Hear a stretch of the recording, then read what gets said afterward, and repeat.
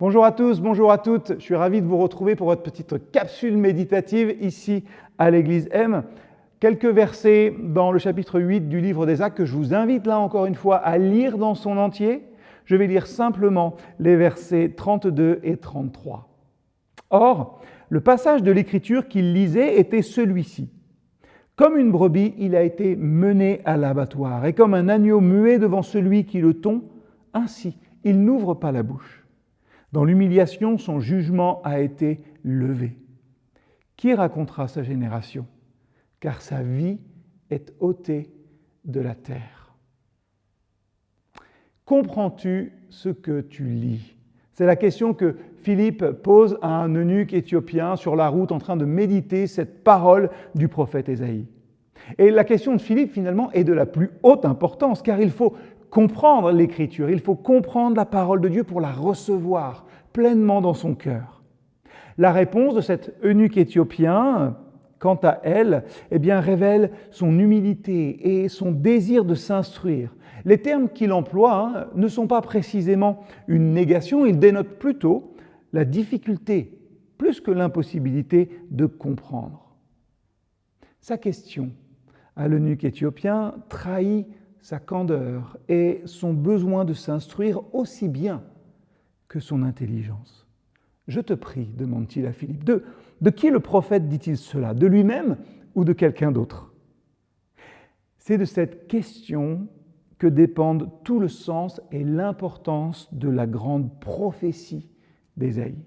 La réponse de Philippe est très claire, car cette prophétie lui sert de texte finalement, lui sert de base pour exposer l'Évangile, la vie, les souffrances, la mort de Christ et notre salut en lui.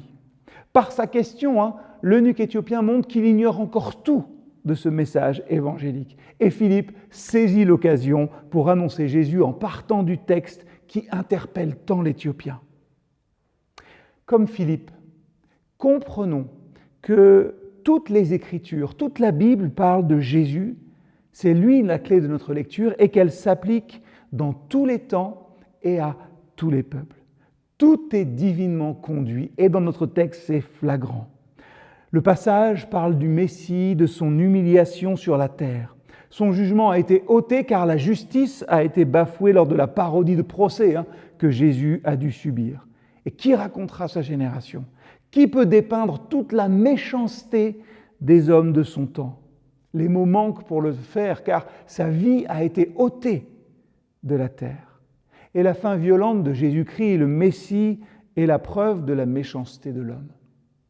Sans la parole de Dieu qui atteint au plus profond de l'être, l'évangéliste le plus puissant ne peut rien faire. C'est Jérémie 13, verset 23 qui dit « Un Éthiopien ne peut changer sa peau, mais Jésus-Christ transforme le cœur de notre eunuque. » Le salut, effectivement, ne se trouve pas dans la lecture de la Bible, mais dans la foi en la personne de Jésus-Christ. Et la foi vient de ce que l'on entend par la parole de Dieu. Alors, depuis combien de temps n'avez-vous pas médité cette parole? Ou alors, comment allez-vous faire pour vous nourrir chaque jour un petit peu plus de la parole de Dieu? À très vite.